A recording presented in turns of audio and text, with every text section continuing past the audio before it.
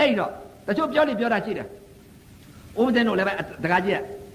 ဟိုတုန်းကဦးမစင်းကလည်းအားကိုတော်တော်မှားခဲ့တယ်တကားကြီးဘယ်လိုအားကိုမှားခဲ့လဲဆိုတော့ဟိုတုန်းကဦးမစင်းကလည်းဒီမဲ့လှူခဲ့တာတွေလည်းနိဗ္ဗာန်ဖြစ်ရောခဲ့တယ်တကားကြီးလှူခဲ့တာတွေဟိုတုန်းကလှူခဲ့တဲ့ဥစ္စာတွေတို့ဦးမစင်းတို့အာနိသင်ဆရာကနေပြီးတော့ဦးစင်းကဟိုတုန်းကတော်တော်လေးလှူခဲ့တယ်တကားကြီးလှူခဲ့တော့ဘယ်လိုလှူရမလဲဗျာဦးစင်းကတိတ်တစ်ခုတယောက်ထက်ခင်းတာဟုတ်တယ်တပည့်တော့ဘယ်လိုလောက်ရမှာလဲဗျာဟာတကားတဲ့နိဗ္ဗာန်ပစ္စည်းဟောတုဟောဟာကိုကသိမှမသိပဲကိုတကားကြီးမသိတော့အဲ့တော့နိဗ္ဗာန်ပစ္စည်းဆိုတာအစွန်းနှစ်ပါးမလွတ်ဘူးအခုတော့သိတော့တကားကြီးနိဗ္ဗာန်ပစ္စည်းဆိုတော့နိဗ္ဗာန်အာယုံပြုတ်လှူတဲ့အလှူတကားကြီးနိဗ္ဗာန်ရဆိုတာနိဗ္ဗာန်ပညာကြီးတကားကြီးမမြင်လည်းမမြင်ရဘဲနဲ့အာယုံပြုတ်ပြီးတော့လှူလိုက်တာနိဗ္ဗာန်ပစ္စည်းဟောတုဆိုတဲ့ဥစ္စာနိဗ္ဗာန်ကိုအာယုံပြုတ်လှူတဲ့အလှူကတဏှာလွတ်လို့လားဒိဋ္ဌိရေ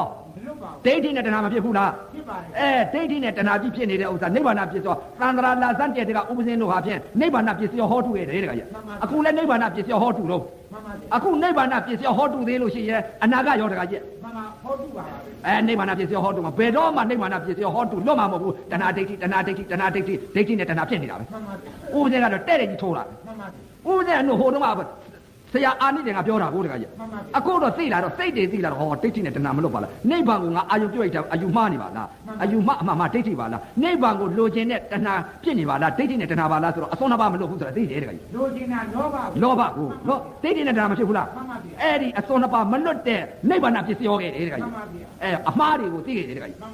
းအဲ့ဒါကြောင့်အခုလာရောက်တဲ့ဒကာဓမ္မတွေလည်းနိဗ္ဗာန်ပစ္စည်းဟောတုမှာဆိုလို့နော်အဲ့တော့လူတိုင်းပဒပြမှာလူကြီးတွေသူကြီးတွေပြောတယ်အနတ္တတင်းလှူလိုက်ပေါ့တယ်အနတ္တတင်းလှူတာအနတ္တသဘောကဘယ်လိုလဲတဲ့အစ္ဆတသနာမဟာဘုတ်ဓာတ်ကြီးလေးပါရှိတယ်တခါကြီးဒီဓာတ်ကြီးလေးပါကလည်းပဲတဲ့ပထဝီဓာတ်ဤသဘောတရားဟာတင်းလိုက်တောင်းလာလိုက်နူးညံ့လာလိုက်မာလာလိုက်ကျင်လာလိုက်အောင်လာလိုက်ကြိုက်လာလိုက်ဒါပထဝီဓာတ်ဤသဘောတရားအာဘောဓာတ်ဤသဘောတရားကကြက်တက်လာလိုက်ချွေးရီယိုကြလာလိုက်တေဇောဓာတ်ဤသဘောကပူလာလိုက်အေးလာလိုက်ဝါယောဓာတ်ဤသဘောကတွန်းလာလိုက်ကန်လာလိုက်မူလာလိုက်ရင်းရံလာလိုက်ဒါတွေကတခုပိတခုပိတခုဟာဒါတွေကတင်းလိုက်တောင်းလိုက်ထုံလိုက်ကျင်လိုက်အောက်လိုက်ကြက်လာလိုက်ချွေးရီကြလာလိုက်ပူလိုက်အေးလိုက်လှုပ်လိုက်ရွာလိုက်ဆိုတာဘုရားကဓာတ်တဲ့နော်ဓာတ်တဲ့အဲ့ဒါဓာတ်သဘောပဲရှိတယ်တဲ့အဲ့ဒီဓာတ်သဘောကိုဥပဇင်းတို့ကတော့ကိုတော့ကသိလာကြတယ်အခုတော့ပုံကိုယ်တွေလွယ်ကူပေးတယ်တခါကြီးဒီလိုမသိနဲ့တင်းတယ်မသိနဲ့တောင်းတယ်မသိနဲ့ထုံတယ်မသိနဲ့အောင်းတယ်မသိနဲ့ကြိုက်တယ်လို့မသိနဲ့ဓာတ်တယ်မသိနဲ့ဘာကိုသိရမှာလဲရုပ်ဤသဘောအနတ္တကိုသိဘုရားကအနတ္တတဲ့ရုပ်ဤသဘောလေးကိုသိလိုက်ဘယ်လိုသဘောသိရမှာလဲတခုပြီးတခုတင်းလာလိုက်တောင်းလာလိုက်ထုံလာလိုက်ကျင်လိုက်သုတ်တယ်ငါလွတ်တဲ့နေတဲ့သဘာဝပြောင်းလဲခြင်းသဘောကိုကြည့်လိုက်စမ်းပြောင်းလဲတာကိုကြိုက်တင်းလိုက်တောင်းလိုက်ထုံလိုက်ကျင်လိုက်အောင့်လိုက်ပူလိုက်အေးလိုက်တော်တော်ကြာတင်းလိုက်တောင်းလိုက်အောင့်လိုက်ဒါပြောင်းလဲခြင်းရုပ်အနတ္တရုပ်ကပြောင်းလဲနေတယ်မဟုတ်လားပြောင်းလဲပါလေပြောင်းလဲနေတယ်နော်ကိုယ်ကလည်းပြောင်းလဲတယ်မဟာဘူရိယုတ်ကလည်းပြောင်းလဲတယ်ရုပ်ဆိုတဲ့သဘောတရားဟာပြောင်းလဲခြင်းသဘောတရားဟာရုပ်ပြဝေဒနာတွေကနာမ်ပြအခုတော့ဝေဒနာတွေပူတာတွေကြိုက်တာတွေထုံတာတွေဝေဒနာတွေကိုအဲ့ဒါရုပ်ခေါ်တယ်ရုပ်ဆိုတာပြောင်းလဲခြင်းသဘောတရားဟာရုပ်ဤသဘာဝလက္ခဏာဝေဒနာဟာနာအဲ့ဒါယုံနာမခွဲကြဘူးတခါကြီးနော်အဲ့ဒါတင်းနာတောက်နာတွေကိုဝေဒနာတွေကိုအဲ့ဒါနံခေါ်နေတယ်တခါကြီး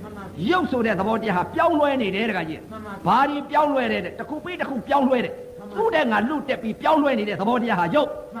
နော်အဲ့တော့အစ္ဆတသဏ္ဍာန်ကနေပြီးတော့ဓာတ်ကြီးလေးပါဟာတခုပြီးတခုပြောင်းလဲနေတယ်တခါကြီးအစ္ဆတသဏ္ဍာန်ကပြောင်းလဲခြင်းသဘောကိုမြင်လိုက်တယ်တခါကြီးပြောင်းလဲခြင်းသဘောမြင်လိုက်တော့နာနဲ့တွေ့ပြန်ပြီတခါကြီးနာအိတ်သဘောကိုတွေ့ပြန်ဩနာကလည်းတခုပြီးတခုပြောင်းလဲညွတ်တတ်တဲ့သဘောသိပြီတခါကြီးပြောင်းလဲညွတ်တတ်တဲ့သဘောတင်းတာလည်းညွတ်လိုက်တယ်တောက်တာလည်းညွတ်လိုက်တယ်ထုံတာလည်းညွတ်လိုက်တယ်အောင်းတာလည်းညွတ်လိုက်တယ်ကြက်တာလည်းညွတ်လိုက်တယ်ကြိုက်တာလည်းညွတ်လိုက်တယ်ပူတာလည်းညွတ်လိုက်တယ်အီတာလည်းညွတ်လိုက်တယ်လှုပ်တာလည်းညွတ်လိုက်တယ်ရာတာလည်းညွတ်လိုက်တယ်သူကညွတ်တတ်တဲ့သဘောလေးပဲရှိရုပ်ပြောင်းတဲ့အတိုင်းပေါ့ပြောင်းလဲတိုင်းပြောင်းလဲတိုင်းသူကထွက်ပြီးတော့သူကအကြောင်းအားဖြင့်သူကတက်ခိုက်မှာပြစ္ဆုတ်ပံထွက်ပြီးညွတ်တတ်တဲ့သဘောတရားလေးရှိမှန်ပါဗျာ